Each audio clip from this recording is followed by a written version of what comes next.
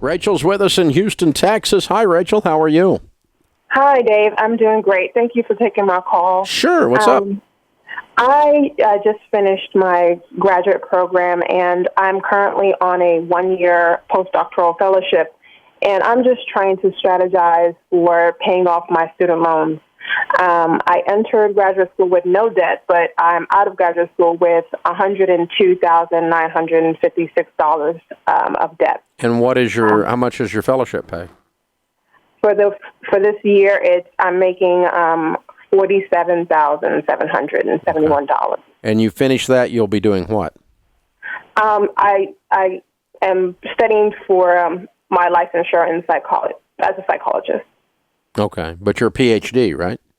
Yes, so I completed my PhD, and I need to be so you're going to be a practicing psychologist or psychiatrist? Psychologist, yes. Psychologist. Okay, and so you'll get a license and so forth and go through the process of practicing in Texas? Correct. Okay, all right. Go ahead. And so I have, all of my debt is student loan debt, and I have no other debt.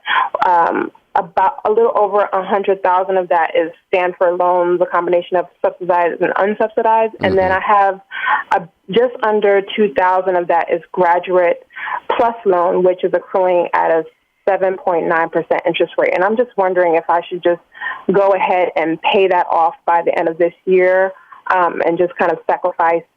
I have a goal of putting away about $10K by the time my fellowship is done by following a budget, a very tight one. And I'm just thinking maybe I can just go ahead and pay that graduate plus loan off by the end of this year and just kind of take that out of my goal for the $10K. That'd be fine. Is that your smallest one? That is my smallest one. Okay, I want you to pay off the smallest one first and just begin to work your way through this process. So when you finish the fellowship, what's the purpose of the fellowship if you're going into practice? Well, it's usually just to accrue more hours to be eligible for... for licensing. For licensing, Oh, okay. That makes sense. Okay.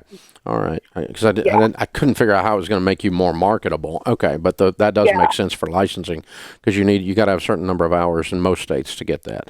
Okay, cool. Yeah. So then you're going to open your own practice, or you're going to join a practice, or do you know? Well, I work at the VA, the Veterans Affairs Medical Center, and I want to kind of stay within that system because I enjoy working with the veteran population. And what will the pay be?